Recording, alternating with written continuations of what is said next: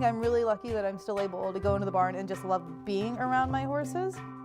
You know, even hacking out on a young baby is just as much fun to me as galloping around a big advanced 3-star course. My name's Missy Miller. I'm a professional 3-day event rider and trainer in the New York, Connecticut area. I absolutely adore just working with my horses and really knowing them and bringing them on. Like, I've obviously got some great mentors that I can call and if I'm really stuck somewhere. But I really love kind of feeling my own wheels turning and having the light bulb moment, watching the horses and seeing a horse from one year to the next being like so much better.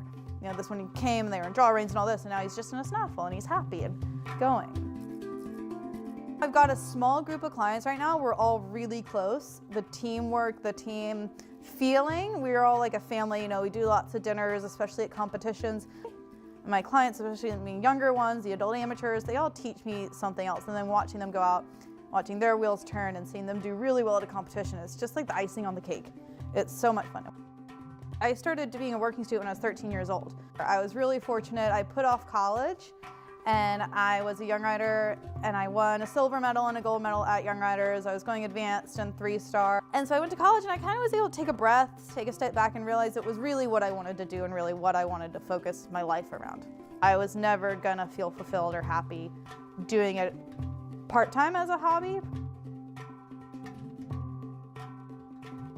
I rode with Leslie Law. He got me through my young rider career. I went to work for William Fox Pitt in England for several months, and that was amazing. Then I went back to college and I was on my own quite a bit.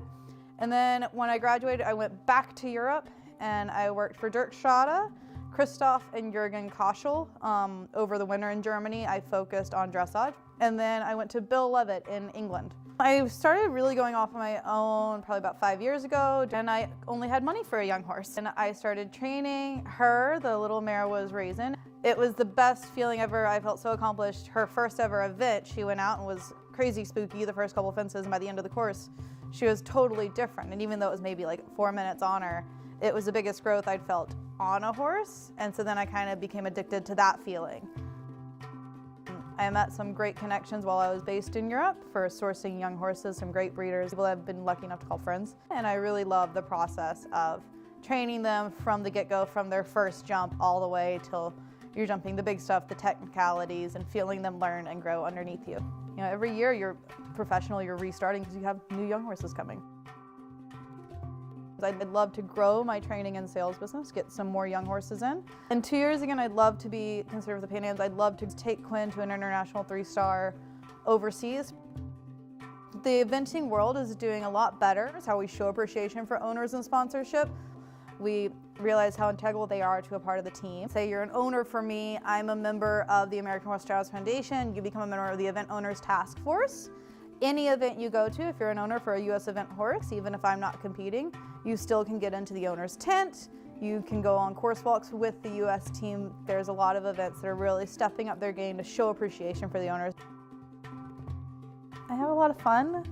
I feel really, really lucky that I still have that joy. And I guess that's why I do it. You know, my first big event, I think my jaw dropped to the floor that Karen and David O'Connor were competing in my little training horse division. I was like, oh my God. At the time I was like, oh, I finished right behind David O'Connor. And he was probably on some fairly young horse, but I don't think any other sport's like that.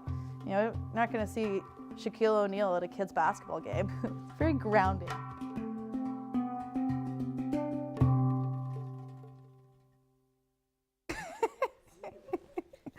I hate this already, sorry Meg.